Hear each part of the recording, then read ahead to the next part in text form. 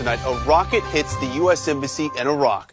We're going to show you brand new video just into the live desk tonight showing those rockets mid-air. Now, the latest reports indicating 2 missiles were intercepted, but one landed inside Baghdad's fortified green zone. Now, that area houses the U.S. and British embassies, as well as several other government offices. We're told a woman and child were hurt in that attack, while U.S. personnel in the area are safe. The State Department says terrorist groups.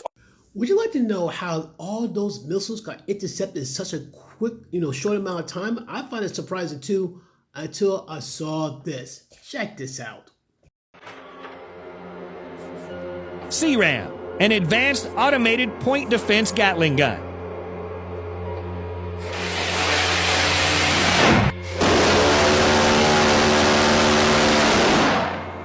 Indirect fire from mortars, missiles, and artillery shells is a very serious concern for armed forces in a battle. But thanks to point defense systems like the CRAM, indirect fire of this nature may have met its match. The CRAM, standing for Counter Rocket Artillery and Mortar, is a land-based phalanx weapon system with the capability of integration with other protection sensors and systems. The system is designed and manufactured by the American company Raytheon.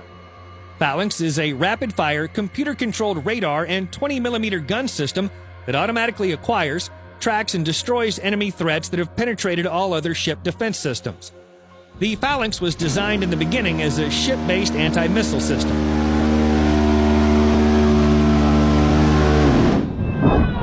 The Centurion weapon system mission represents a revolutionary approach to countering insurgent activities by intercepting rockets, artillery, and mortar rounds in the air before impact, thereby reducing or eliminating any damage they might cause.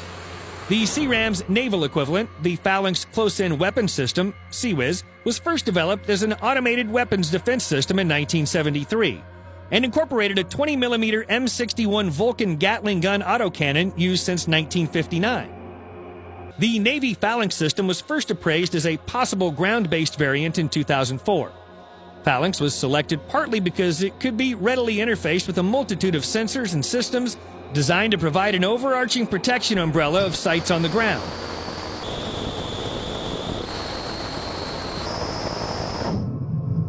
In its land-based configuration, the Land-Based Phalanx Weapon System, LPWS system, is mounted on a wheeled platform in order to provide enhanced stability on site and mobility for repositioning and deployment. The Centurion CRAM can, for example, be mounted on a... To think, once upon a time, this was a thing of science fiction and comic books brought to life.